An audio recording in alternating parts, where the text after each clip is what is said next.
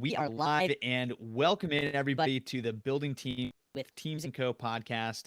I'm your host, Mike Vagalis, with my amazing co-host, Tracy Eames, and our awesome guest today, Jimmy St. Louis, the founder of Franchise 123. Jimmy, Tracy, welcome in. So excited to have this conversation.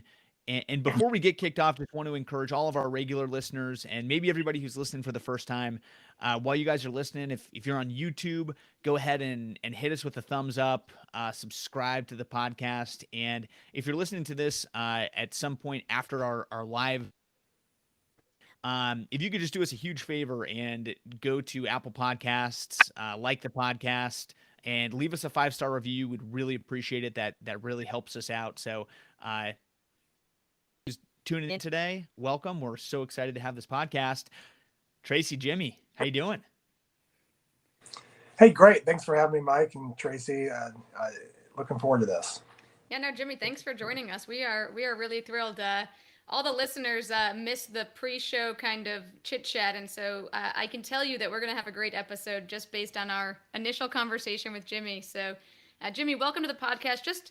We always like to start off with all of our guests, just having them give us a quick background, like, what's been your journey as a leader? What are you doing now? And we'll start there, and that way everybody's on the same page as we are. Yeah, thanks. Thanks for the chance to be on here and share a little bit about myself and my story. I don't know if it's unique or not, but I've had a pretty fun career, both in athletics as well as in business. So I can kind of run through, as I say, maybe the Reader's Digest version, the good summary of it all. Yeah, certainly feel free to interrupt as we go.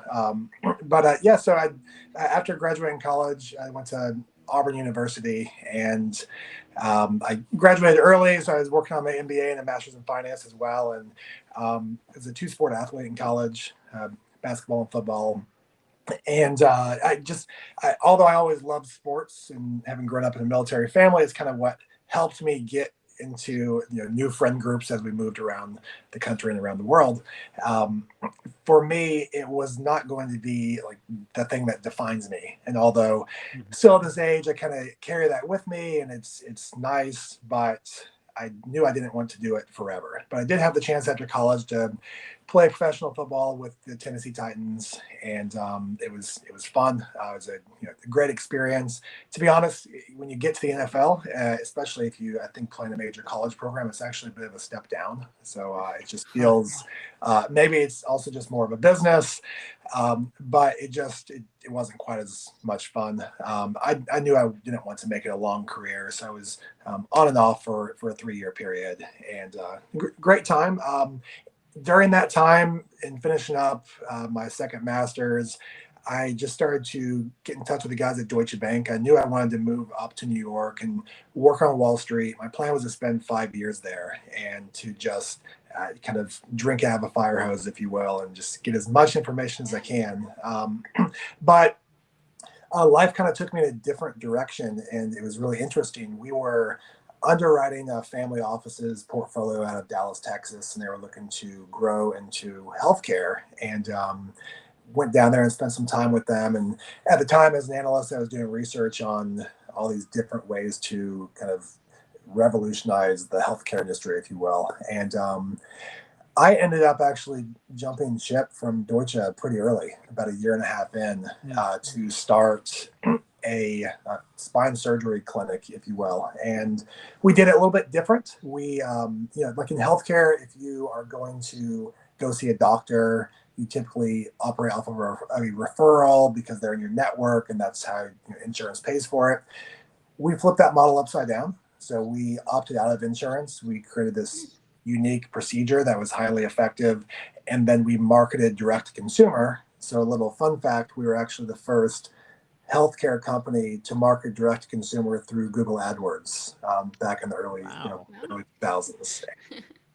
It's a much different world. You couldn't start where we started then. Now everyone's doing it that way, but we were the first ones to do it. And so we would market, say to you, Mike, if you needed spine surgery and you're on there trying to find the best doctors, you would see our advertisements, you would get in touch with us, and then you would fly in for a procedure. And within about a 5-year period, we grew that to about 1,500 employees.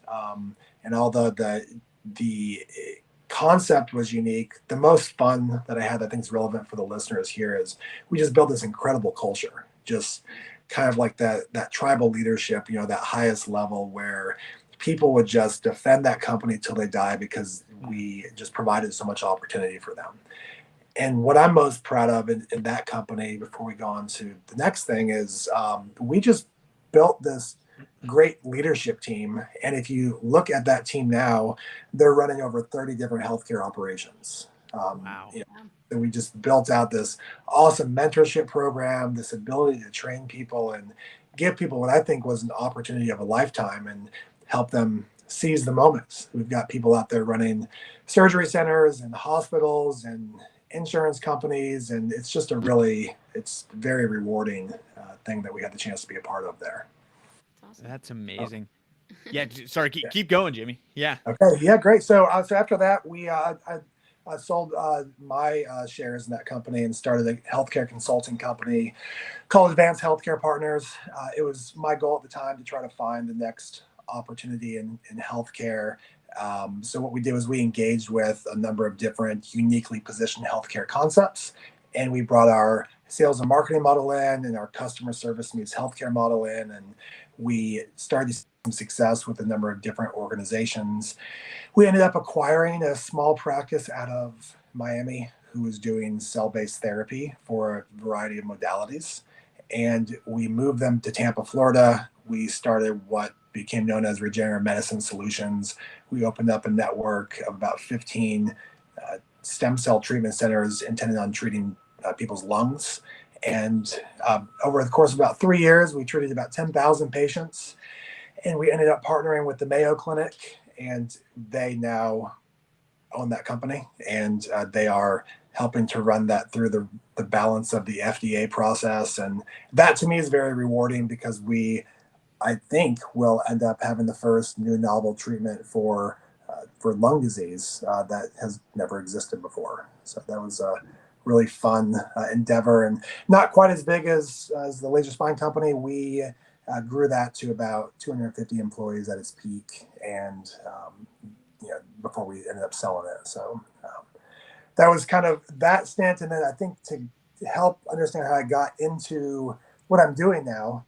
So back in 2014, I was just doing CrossFit, trying to stay fit and enjoying myself. And I had qualified for the CrossFit Games that year, and it was That's a huge deal. It would be now. Back then sure, I think it was very competitive then, but I mean the world's quite different now. So, but yeah, I was qualified for the regionals, and then for the games, qualified for regionals a couple years, and I don't know, it was just kind of intended to keep me fit. So yeah, but it was so there was this, like, you're on the rowing machine, what we call the erg, and in one of the competitions, the guy afterwards came up and said, "You should think about flying up to Boston. I'd like to extend you this invite for this thing called the Crash Bees, which is like the World Indoor Rowing Championship. If you guys knew that something like that existed." It did not. So basically, what it is at Boston University in their basketball arena, there's just hundreds of rowing machines, and you enter, and they've got different age groups, and then they have the championship division, which is open, and it's typically Olympic athletes. People come in from all over the world. The German rowing team there, British rowing team, Cuban, the U.S. Olympic teams there, and I finished third, and so I didn't really know how to do it. And so afterwards, the U.S. coach said, "Look, if you want to learn the sport, I mean, you can obviously learn the sport, and you should come join us at the training center." So the timing was perfect. We had just transitioned out of one company, and so I spent a year and a half out at Chula Vista and then up in Seattle training to try to make the U.S. Olympic rowing team. And it was fun. I didn't, again, want the sport to define me, so I just did it for that year and a half. Got selected as an alternate for the Olympics, and finished third in the double as well. And had the chance to win a couple other medals, 4 of them, and just had a fun time doing it. But so I just turned 40, so you can do the math back then. So I'm 34, and so I'm about 10 years older than everybody there, right? So it's you have somewhat in common, working on a team. I think a lot of my background was interesting to them, so I made some really great friends. But these guys are fresh out of college, and so I'm sitting here thinking about, I've got my family. What am I going to do next from a career perspective? And I remember exactly where I was. I was watching the Today Show at the training center, and Al Roker walked into this studio in New York called City Row, and it's a franchise. And so that could be kind of cool. Maybe, they're just getting started. Maybe I'll see if I could buy the territory rights in Florida. And I reached out to them, and within a day, coincidentally, the managing partner for that company was in California at the time, and we had the chance to meet, and we hit it off. And I mean, I'll kind of pause there, but that's kind of like what got me into franchising, was just this random blind dumb luck where I was out there at the training center rowing and trying to make it to the Olympics. And I've got this got in touch with this guy who ended up being, I mean, he's one of the original Domino's guys, Krispy Kreme guys, John Rachi. He just kind of took me under his wing and pulled me into franchising. So I appreciate the chance to share that story, and I can pause there if it's good for you guys. I have a bunch of questions. I have two really important ones to start. One, who are you rooting for this year in the playoffs? Are you pulling for your guys, the Titans? Are you a Buccaneers fan, being down there in Tampa? Yeah, so believe it or not, I'm actually a Green Bay Packers fan. So my dad grew up in the UP, Upper Peninsula of Wisconsin. Sure. And he, this town called Niagara, Wisconsin, which borders Iron Mountain, Michigan. And so we've been lifelong Packers fans. And he also, complete coincidence, went to school with Steve Mariucci and Tom Izzo. So, and wow. Mariucci used to be a coach there at the Packers. So yeah, just kind of, we had the chance to kind of be close to that program for a number of years. So yeah, so I'm cheering for the Packers. Aaron Rodgers and I share the same birthday. My dad did surgery on Aaron Rodgers' dad as well, so they're kind of family friends. So we're cheering for those guys to make a run at this thing. Awesome. Well, I hope the Packers do well, and then I hope Aaron Rodgers leaves and joins my Denver Broncos. Okay, there you go. Next season. But that is really cool. The other thing that I really stuck out, one of several things that really stuck out, is you saying, hey, I've been a top athlete, an Olympian, an NFL player, CrossFit, just like athlete is such an important part of, it sounds like, your background, but you said consistently, I don't want that to be the thing that defines me. Can you talk a little bit more about that, and about how you can work so hard to achieve such athletic heights and find your, definition about who you really are as somewhere outside of that? Sure. Yeah. Thanks for that question. I remember where I was the first time somebody said that quote, "I don't want this to define me." And I had been looking for those words for like 8 years, and I didn't really know how to say it.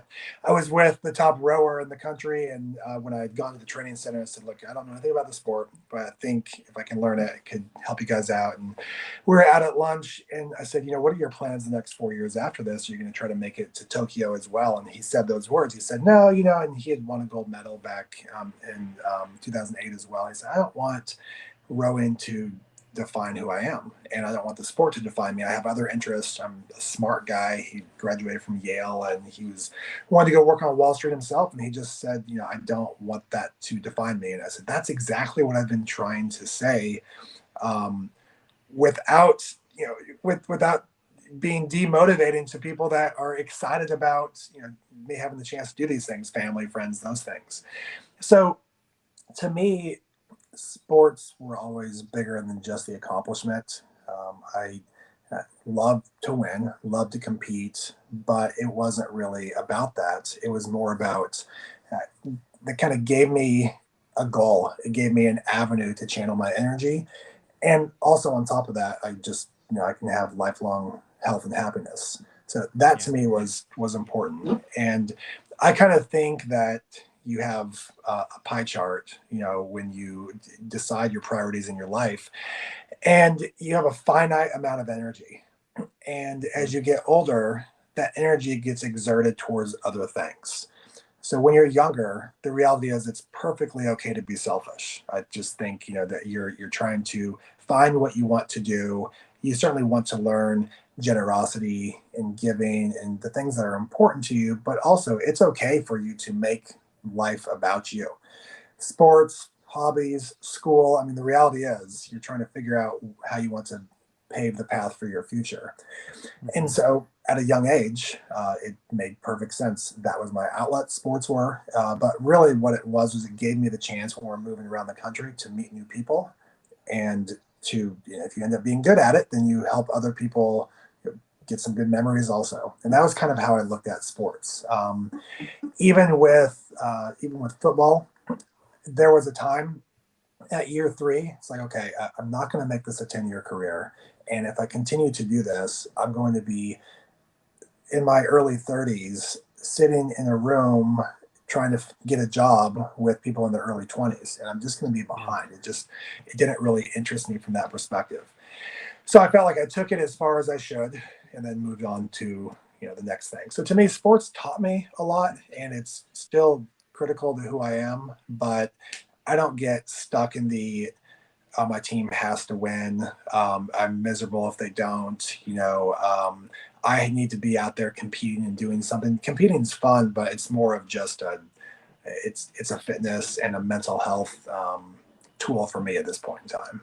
Yeah, that's awesome. And Jimmy, one of the things that, and we were talking about this a little bit before, is one of the reasons we were so excited to have you on the podcast was the idea of franchises, right? Because we don't talk a lot about franchises on this podcast, but we want to have this broader appeal to leaders in terms of, leading teams is a universal thing we all have to kind of accomplish if we're building a business.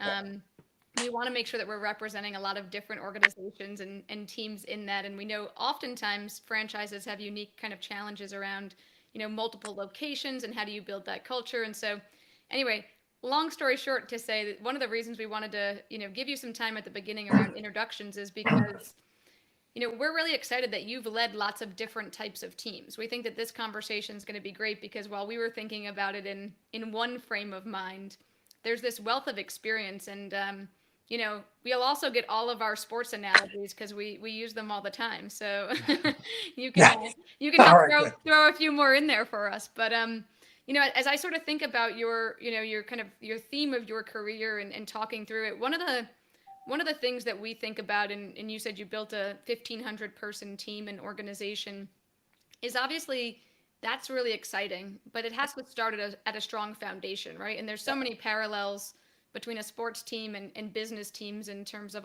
a lot of the things you say, right? You set a shared goal, you have to work towards that goal. You sort of have a playbook, right? That you all are kind of operating within the same system to say, hey, this is what success looks like for us. Here's each of our roles, right? We're not gonna all be the quarterback, but we have to have some different roles within there to be successful. And so as you sort of think about setting the foundation for a strong team, with all of your different experiences, is how do you think about that? How do you think about, as a leader, how do I build a strong team, and what role do you play in helping that team succeed? Sure. It's interesting because, as you mentioned, like growing a company of 1,500 people, that sounds good and that's fun, but that's such a different world, right? That's not really like that. That's not where I actually am the most proud of. To me, it's the smaller teams that you build, and then those tentacles where you help people grow into something that they never thought they could become. And I can think of a handful of people now who, no matter what company I move to, they will follow because of that. But I encourage them not to, because they should be doing their own thing, doing what I'm doing. And to me, I think it really boils down to I'm a mission driven leader. So when I start something or get involved in something, I've got to love the mission first. There's going to be times during a startup where things are hard, you don't like it, you're having staffing issues, customer issues, marketing issues, money issues, and if you don't love what you're doing, you're just not going to be able to power through that stuff. Those things, when it's hard, you've got to be able to have your eye on the prize from that perspective. So I really believe first, and you start with a mission.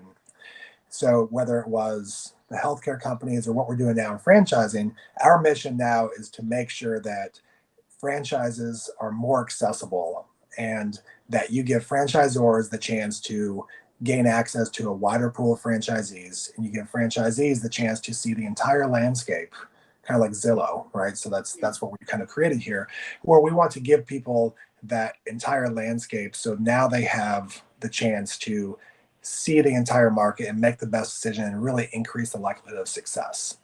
So the team that I've built now understands that. They understand that this isn't just a job where we're trying to sell franchises.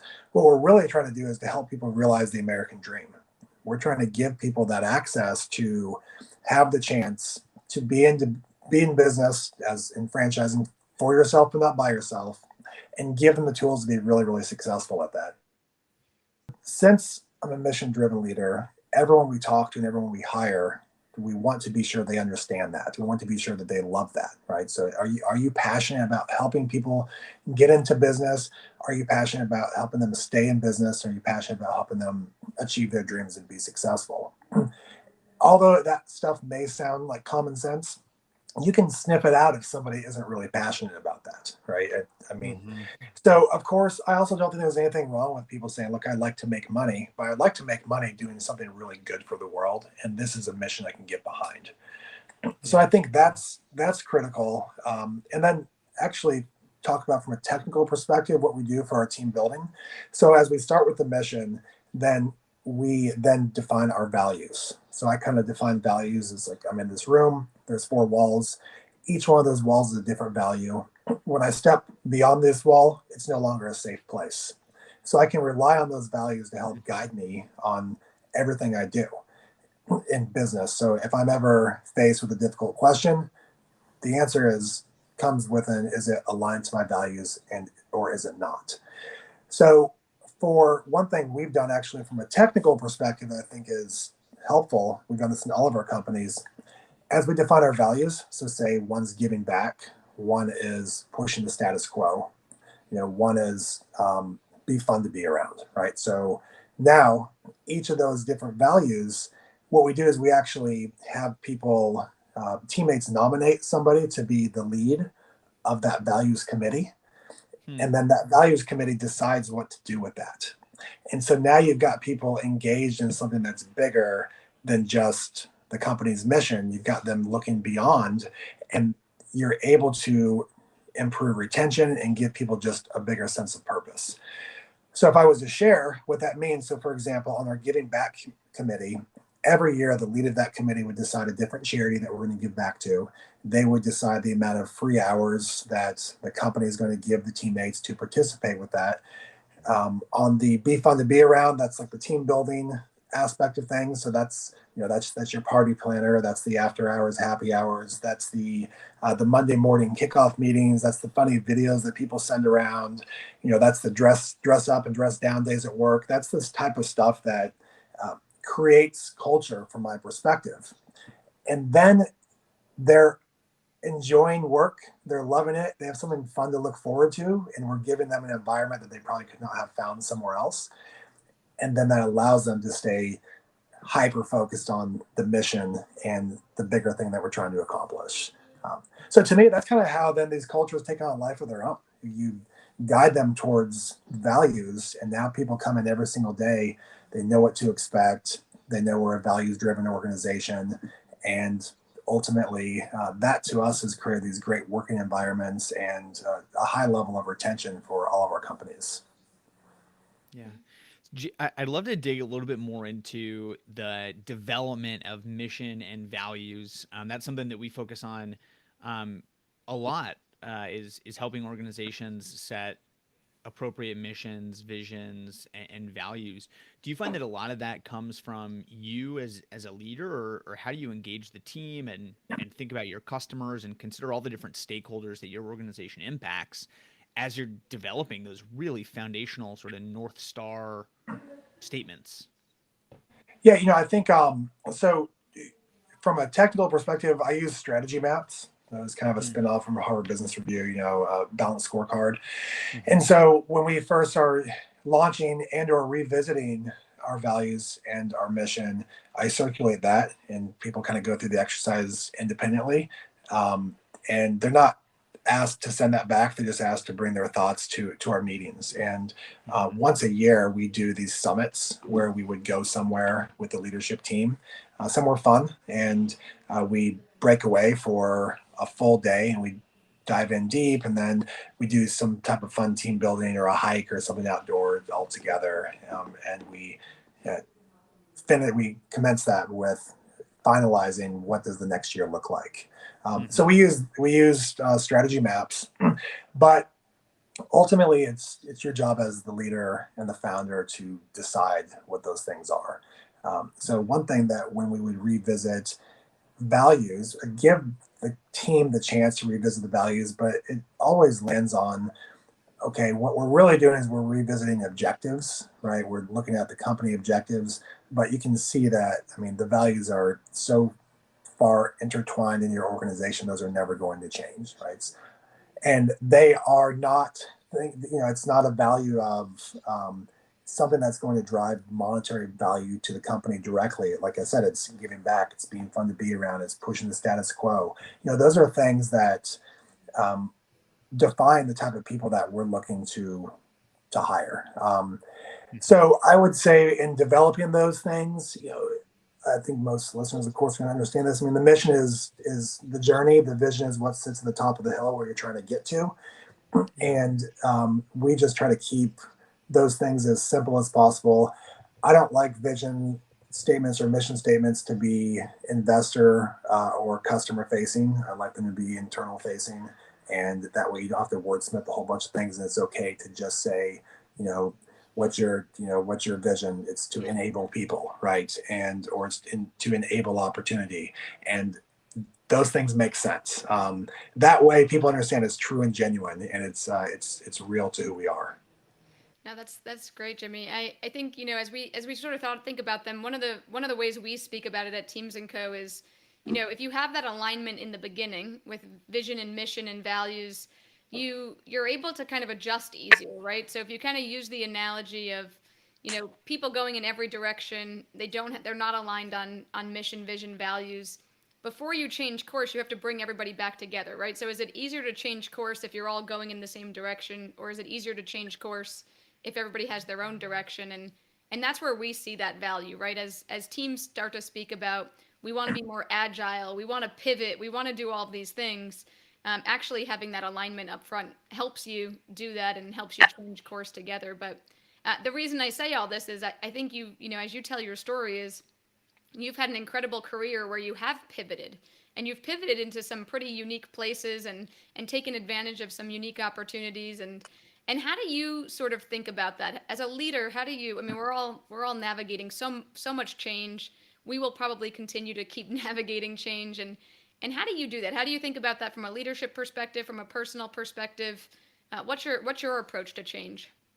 Yeah, so I think if there's ever a pivot, either in career and or looking to sell a company and build something new, that mission driven thought process is important to me. So to me, I always start with, does this help people? Right? Are we addressing a real need? And that's really what it is. When someone looks at market opportunity, I mean, what they're really saying is people need this, right? There's a gap in the market, and this is a need, or there's a pain point and there's frustration. This can be improved, so this is a need. If I can feel good that we're helping people, whether it was with the couple of healthcare companies or what we're doing in franchising, with the ability to give people access to something that they may have never had access to before, and it can help them accomplish their goals, their mission, their dreams. That's really important to me. That's what's fun, because then get to build a bigger base of friends, and you get the chance to feel rewarded, and you feel good about what you do every single night. So different than I think like a lot of the franchise market, which is an area where we just are really working to change. We don't have our platform is built. We don't have a dog in the fight for what somebody invests in. We want to be sure they're qualified and they're good, and we want to give them all the information to guide them and have them go through the exercises. But we want them to select something that's really truly a perfect fit that they're passionate about. And that's a problem in the industry right now, where if you work with certain groups, they only have a small pool of companies to direct you to. Right. Now, as a buyer, you're just kind of like, how do I don't trust this. I don't know if what they're trying to sell me is the right thing. So, so that's kind of where we are in terms of where I am in terms of pivoting. I think it just needs to be something that you can really get behind. And for me, it's just if I can make it a little more personal and I can be passionate or even upset at a problem that's going on, then I think I can really get behind it and be really driven and motivated. Sometimes I use a little bit of, I feel a little upset about, somebody's being wronged here. So we got to fix this thing. But that really helps kind of light that fire for me. Awesome. Yeah, I think I resonate with that so strongly, Jimmy. Our listeners will know I'm the founder of a new startup called Keepsake Tales, right? And it started from very much a missional perspective where we said there is something that is deeply broken that needs to be fixed, and can we build a team and help establish a culture to fix it? And you're so right. There are so many times where it's unbelievably difficult, far beyond anything that I had ever experienced. And if you don't have that, sort of burning desire, there's no way to stick it out and to grow. But I want to sort of, before we wrap, and I want to be really respectful of everybody's time, Jimmy, I'd love to hear a little bit more about, if you can share with our listeners how they can engage with you, how they can, what you're doing. It sounds like such a strong value proposition for both franchisees and franchisors. And what you guys are doing is really unique, and not to overuse the word democratize, which I think can be overused. It sounds like you really are sort of democratizing as opportunities. So how would you encourage our listeners, if they're looking, either interested in either side of that equation, or just connecting with you, how do you encourage our listeners to do so? Sure. So two things. One, the platform is franchise123.com. We also have a book, Your Comprehensive Guide to Franchise Success. And both of those tools are intended to allow you to see the full landscape of franchising. The thesis around what we created there was we wanted to create a multi-sided platform where franchisees could see franchise opportunities and see all of them. And we wanted to create a platform where franchisors could gain access to more highly qualified opportunities for people who would look at buying a franchise of theirs. And life started to take on a life of its own. The best way to describe what it is it would be like what the real estate market was like before Zillow existed.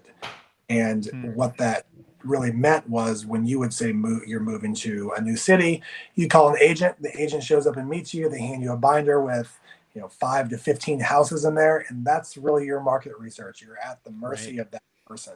That's where franchise sales is right now. You call a broker, they've got 5 to 15 companies in their portfolio. They're going to push you towards one of them because they happen to just be the perfect fit for you.